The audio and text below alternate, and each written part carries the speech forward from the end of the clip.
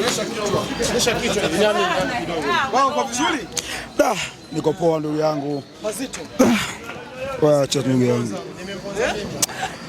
Bwana, huyu mtu alinitamanisha hela 50,000. Huyu mtu alinitamanisha hela 50,000. Bwana, Yanga hata asali apati.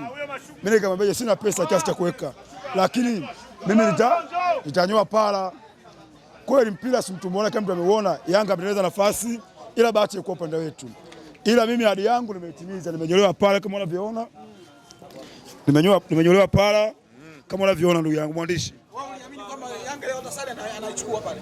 Yaani kwa kikosi hiki cha Yanga cha msimu cha Engineer Saidi alichosajili ni shadogo kuongeza Depu, Alan Okelo, Damaro na tumemongeza nguvu.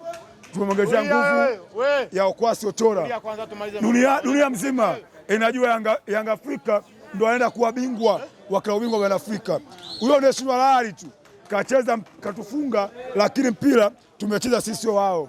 Mpira kwa upande wetu, ila tunashukuru Mwenyezi Mungu kwa matokeo tuliyopata. Watakuja kwetu Zanzibar pale pale kwenye uwanja wa hatari watakuja. Ila unajua kwamba wenzenu wakipata matokeo kesho, ninyi nafasi yenu inakuwa hatihati kwa sababu atakayeshinda kesho naye anafikisha pointi 4. Kati ya Farabat na mwenzake Yes Kabila. Wale mechi yao inaisha sare. Sina baki nafasi yetu ya pili. Pale tunapita Yanga na Lahari. Ila bingwa ni Yanga msimu klabu bingwa bwana Afrika. Bingwa Yanga hii. Yanga ametengeneza nafasi nyingi kuliko Lahari. Angalia first half. Yanga Afrika piga on target 2. Yule Lahari kapiga on target 1. Unaona Lahari kapiga nimenyolewa. Ila mimi bado naamini timu yangu Yanga Afrika inaenda kuchukua kombe la klabu bingwa bwana Afrika msimu huu. Poa ndugu.